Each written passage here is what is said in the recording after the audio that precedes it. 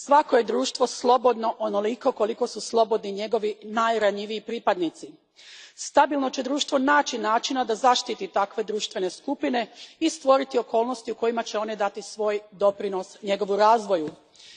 Pripadnici manjina kroz povijest su značajno obogatili hrvatsko društvo, no vrednovanje manjinskog doprinosa danas se svodi nažalost isključivo na materijalna prava koja konzumiraju manjinski politički predstavnici i uski krug njima odanih ljudi koji političkim ucjenama utjeruju proračunski novac.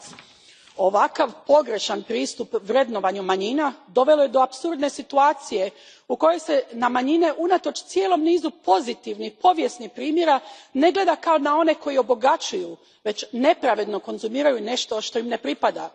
Pripadnike manjina moramo štititi, ali u hrvatskom slučaju prije svega od pojedinaca koji ih navodno predstavljaju, a ustvari se preko njihovih leđa bore samo za svoj osobni interes. Hvala lijepa.